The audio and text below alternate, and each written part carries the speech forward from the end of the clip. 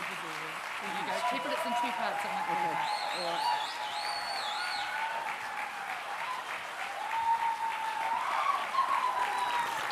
If I was on a gig, I would say something completely different, but I guess I need to keep this PG. That was Etienne, and he didn't have his accreditation on. I'm feeling quite overwhelmed, so breaking one of my rules, normally whenever I talk in front of people, I don't have a script. But my daughter told me to get my shit together and write something. I spent many years, actually, having a cup of tea with Dylan Taite back in the back bar of the Powerstation when Nancy was off with bloody Barry doing some dance exponent shit when she should have been working. So this is really special to me.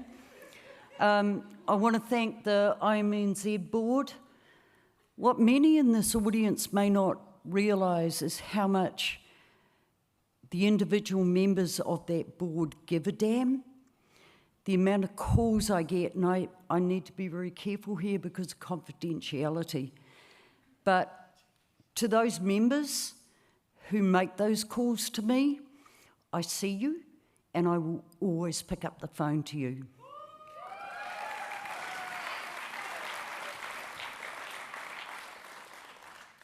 Our music world in New Zealand is one built on passion, resilience, community. Anyone who works in independent music knows that it's not just a business model. It's a mindset. It's a willingness to record something when you don't have a guarantee that anyone's going to be listening. To go on tour, and I spoke to a couple of promoters tonight, to go on tour when you've got no guarantee you're going to sell any tickets. To show up when it's pissing down with rain, the mud is ankle deep, the promoter is saying, nah, we need to continue, and you've got to fit 150 cars into a space that fits 110. Welcome to Laneway, people. Oh, though, on that subject, Mokatron, darling, you will always have that special car park next to my portico. Always. No phone call, just rock up, tell those idiots on guard, come on through. Over the years, it's been a privilege to work across live production and music admin, and more recently with MusicHelps, an organisation that reminds us that the music community is a caring one. Through MusicHelps, I see every day the difference music can make to the community. My sister on Saturday, not in the script, my sister on Saturday sent a message through, she's a teacher in Wellington, and she sent a note from the Education Gazette about the power of music therapy and how they're using it in some schools. I was so pleased to see that. Music therapy isn't some hippie bullshit, you know, hug a tree nonsense. It is founded on science. Sorry, did I swear again, Sarah? You're good. Cool. Carrying on. But most importantly, MusicHelps is for us, our community. It's there when we need it the most.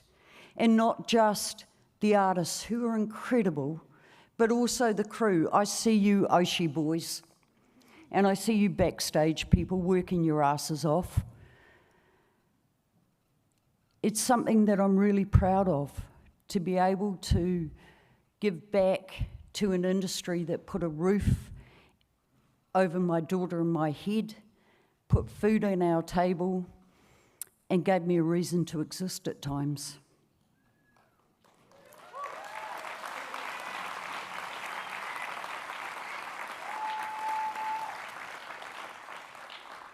And I bet you the crew are going, why the fuck, is she leaning into that microphone? Does she know nothing? Yeah, I know. Greg Peacock would have me for breakfast. Acknowledgements like this are not just about the person receiving the acknowledgement. They're about the support that person has received from colleagues, mentors, friends. Teresa Patterson, who's been there since longer than the two of us want to actually remember. People like the Powerstation crew back in the 90s for the five bands for $5 era, V2. Yes, Louise Hunter, wherever you are, V2. We didn't come up with the idea, we took your idea and made it better. It was those boys, Kevin, Chris, Dino, Milky, Sid, when he was awake, and Russell, who actually taught a lot of local bands how to do a sound check. That sound checks aren't rehearsals.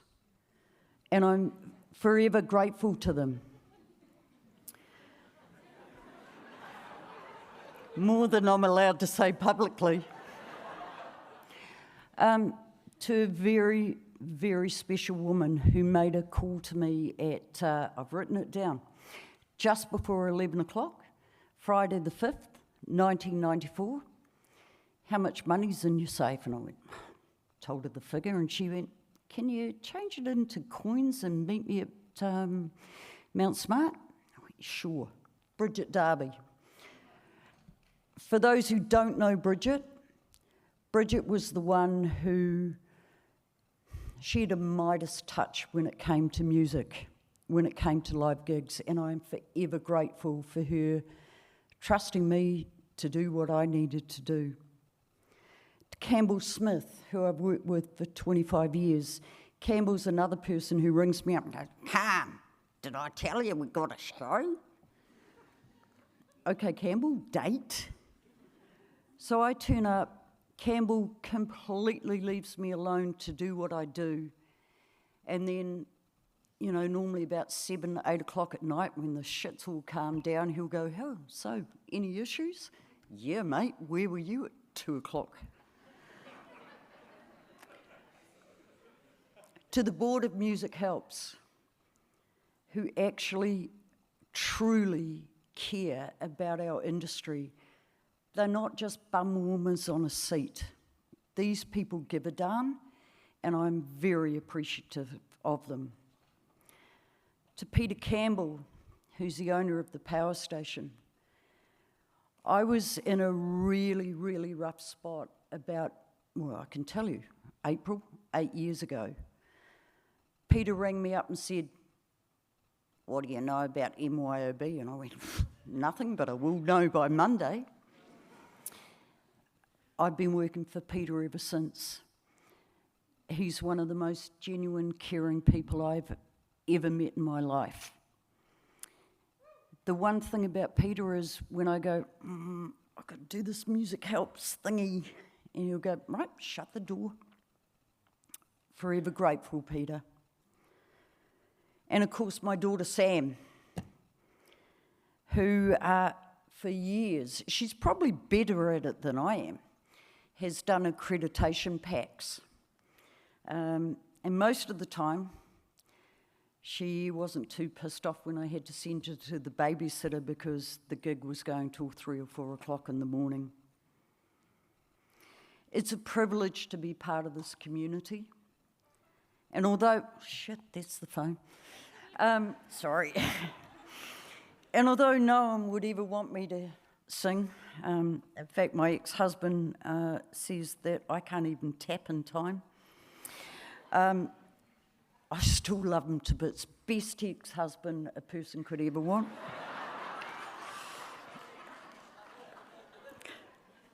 I'm proud to stand alongside all of you in keeping the spirit of independent music alive.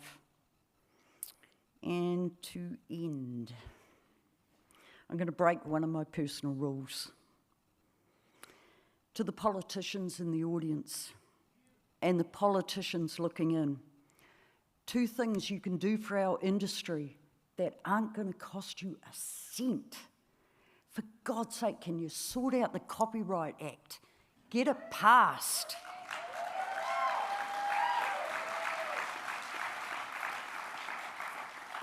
And take a look around this room. Listen to people like my bro here. We have got so much talent in New Zealand. Why the hell are we allowing international acts to play here without local openers?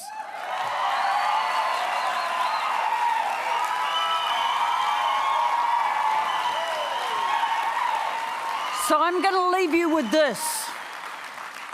No local app opener, no visa. Thank you.